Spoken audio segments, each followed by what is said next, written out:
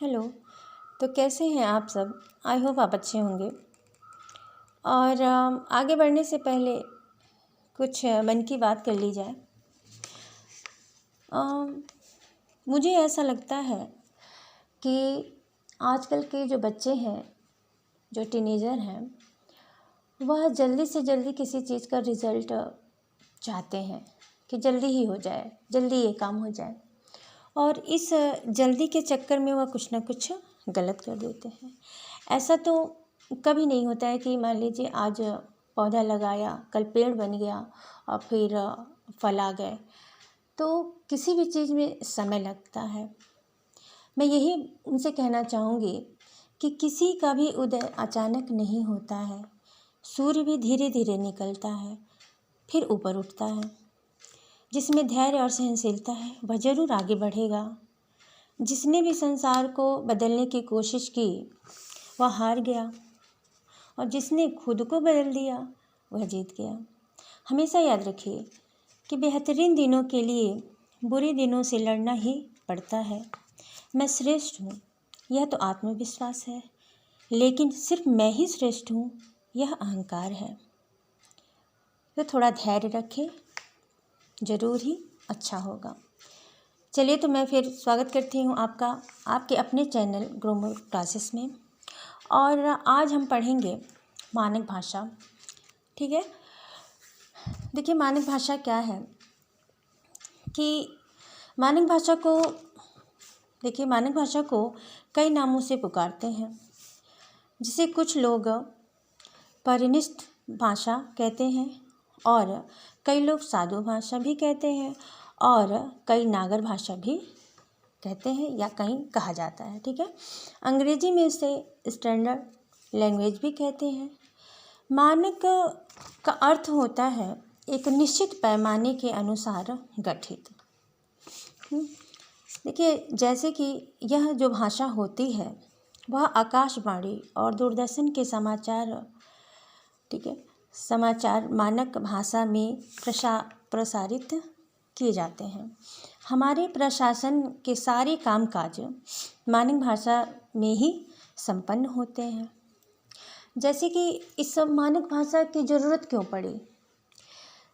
मान लीजिए, इसलिए मानक भाषा की आवश्यकता इसलिए पड़ी क्योंकि हिंदी को एक राष्ट्र सार्वभौमिक रूप देना था।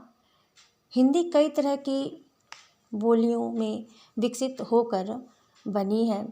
अलग अलग अंचलों में, अलग अलग क्षेत्रों में अलग अलग तरह की हिंदी बोली जाती है, या बोली जाती थी, जिसमें भ्रम की स्थिति उत्पन्न हो जाया करती थी। इसीलिए विद्वानों व शिक्षाविदों द्वारा भाषा में एक रूपता लाने के लिए भाषा के जिस रूप को मान्यता दी गई है वह है मानक रूप या मानक भाषा।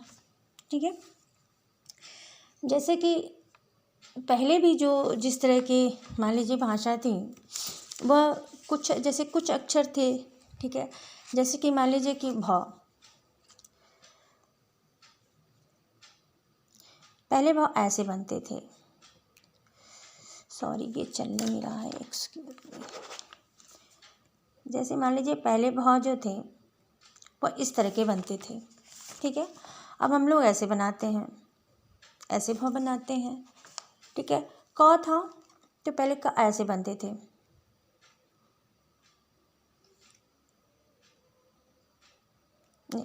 ये इस तरह के क अब बनते हैं, पहले ऐसे बनते थे क। जैसे ऐसे होते थे। ठीक है। दोनों की तरफ ऐसे होते, दोनों तरफ एक डंडी निकली होती थी। तो यह का कुछ चीज़ों में परिवर्तन हुआ है, कुछ अक्षरों में भी हुआ है। ठीक है। तो इस वजह से यह हुआ कि एक अगर रूप दे दिया जाए, जैसे जितने भी अक्षर हैं उन्हें इस तरह से कर दिया जाए कि सब लोग इस तरह से ही लिखें और बोलें। ठीक है। लिखने में लिया जाता है ज़्यादा, बोलने में तो देखिए उतना कुछ समझ में नहीं। जैसे कि मैं यहाँ पे लिखी हूँ कि संस्कृत के शब्दों में दो स्वरों को एक साथ लिखना अमानक होता है। जैसे कि देखिए, अस्थाई देखिए इस तरह से भी है, अब बोला जा रहा है तो मैं तो अस्थाई ही कह रही हूँ, तो यह अमानक है। और देखिए स्थाई बोलने में तो सेम लग रहा है, लेकिन क्या है, यह आपका मानक है, यह आपका शुद्ध रूप है, मानक है। देखिए शुद्ध अशुद्ध वाली ऐसी कोई बात नहीं है। जैसे कि मान लीजिए कि पहले 20 साल पहले या 30 साल पहले की मैं बात कर रही हूँ, कि इस तरह से समझिए कि पहले जो लोग थे वो धोती कुर्ता पहनते थे। ज़्यादातर आपको धोती कुर्ता ही दिखेगा, मतलब उस समय के जो लोग होंगे वह जानते होंगे। और अब है तो जीन्स पहन रहे हैं, पैंट शर्ट पहन रहे हैं। तो क्या वह कपड़े ख़राब थे पहले वाले? नहीं, नहीं ख़राब थे, वो भी कपड़े ही थे और अब के भी कपड़े ही हैं। लेकिन यह हुआ कि एक ऐसा मतलब गठित वो कर दिया जाए, ठीक है, कि लोग इसी को लिखें ज़्यादातर। यह जो भाषा है इसी को माने, इसी को लिखें। तो इसलिए एक निश्चित पैमाने के अनुसार इसको डाल दिया गया, उसको घटित कर दिया गया। अब जैसे कि मान लीजिए कि कुछ शब्द हैं। अब देखिए यहाँ पर मैंने कुछ लिखा है कि कुछ शब्द हैं जैसे ई है और ई है, दोनों मात्राओं से लिखे जाते हैं, ठीक है ना। जैसे कि कुछ लोग जिसका नाम होता है किसी कैसे भी लिखते हैं, लेकिन वह अमान्य है। नाम को जो भाषा है आपके मानक वही लिखना चाहिए, उसी तरह से लिखना चाहिए। जैसे देखिए हरि, कुछ ऐसे लिखते हैं हरि, ये भी है। स्वाति, स्वाति। किंतु जैसे हमने अभी कहा कि व्यक्ति का मानक रूप वही माना जाता है जो नियम द्वारा मान्य हो, ठीक है ना।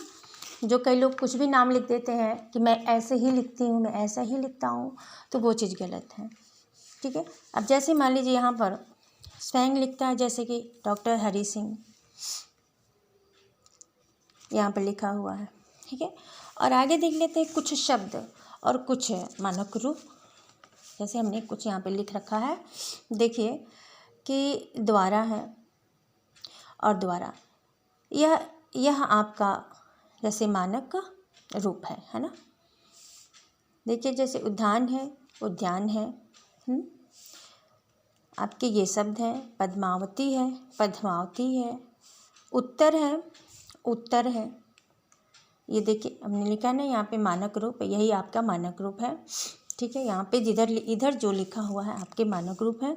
द्वारिका है, द्वारिका ये भी सही है, ऐसा नहीं है कि ये गलत है, लेकिन अब द्वारिका देखिए ऐसे लिखा जाता है। भक्ति है, जैसे मैंने क बताया था कि क कैसे लिखा जाता है, तो उस तरह से क पहले ऐसे लिखा जाता था, फिर भक्ति ऐसे है, ऐसे लिखा जाएगा मानक रूप में। व्यक्ति है, फिर व्यक्ति है, फिर उसके बाद से देख ले सिद्धि है, सिद्धि है। खट्टे, खट्टे देखिए ऐसे भी लिखते हैं, ठीक है, और खट्टे ऐसे भी लिखते हैं, लेकिन सही क्या है, ऐसे ही माना जाएगा कि ये खट्टे सही है, ठीक है। चिट्ठी है, चिट्ठी है। चिन्ह है, चिन्ह है। प्रसिद्ध है, प्रसिद्ध है। तो यह आपके क्या है, मानक रूप हैं। कभी कभी जैसे कि आ जाता है पेपर में, किसी भी सी टेट में, यूपी टेट में आता है कि मानक रूप क्या है, उसमें पहचानने के लिए आ जाता है।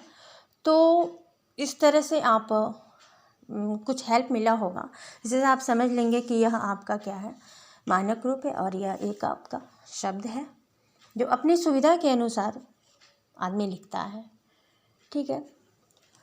आई होप आपको अच्छा लगा होगा, कुछ समझ में आया होगा। फिर मिलते हैं अगले वीडियो में, तब तक के लिए बाय।